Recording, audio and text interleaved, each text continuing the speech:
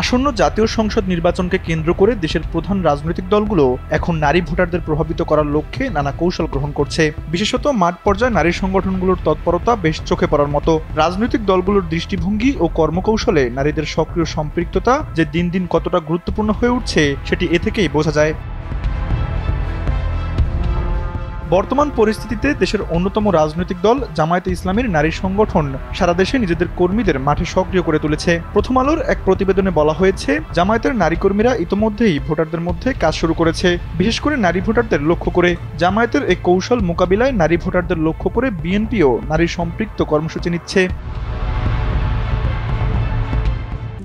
RICL TMX, যুগের পর যুগ স্থাপনা থাকে মজবুত।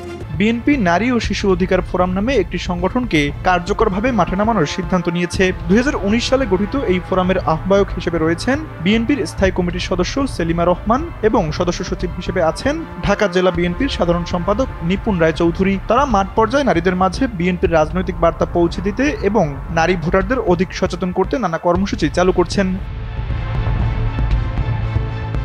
ফোরামের নেতারা জানিয়েছেন, তাদের কর্মসূচি হবে মূলত ঘরোয়া এবং আলোচনা ভিত্তিক। এতে অংশগ্রহণ করবেন বিএনপির সমর্থিত সাবেক ও বর্তমান নারী জনপ্রতিনিধিরা। লক্ষ্য থাকবে নারীদের রাজনৈতিক ও সামাজিক অধিকার, নিরাপত্তা এবং ক্ষমতায়ন নিয়ে কথা বলা এবং তাদের নির্বাচনে আরও সচেতন করে তোলা।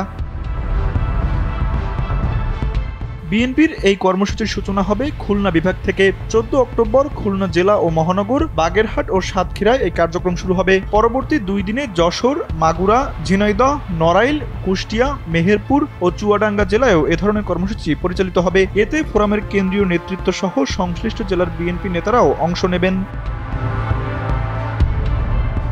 এই প্রেক্ষাপটে নারী ও শিশু অধিকার ফোরামের আহ্বায়ক সেলিমা রহমান স্পষ্টভাবে বলেছেন, আমরা আমাদের নিজস্ব পদ্ধতিতে কাজ করছি। দেশের যে রাজনৈতিক সংস্কৃতি ও নৈতিক অবক্ষয় চলছে তা থেকে বের হয়ে একটি সুখী ও সমৃদ্ধ বাংলাদেশ গড়তে হলে সবাইকে, বিশেষ করে নারী ভোটারদের সচেতন হতে হবে। এই বক্তব্যে বিএনপির কৌশল স্পষ্ট।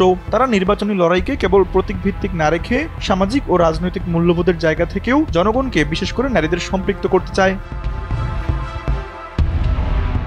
অন্যদিকে জামায়াতের সক্রিয়তাকে বিএনপি সরাসরি চ্যালেঞ্জ হিসেবে দেখছে এবং সে অনুযায়ী তাদের মাঠ পর্যায়ের সংগঠনগুলোকে কাজে লাগাতে চায়। তাদের লক্ষ্য একদিকে যেমন নিজেদের ভোট ব্যাংককে সুসংহত করা, অন্যদিকে রাজনৈতিক প্রতিপক্ষের প্রভাব হ্রাস করাও।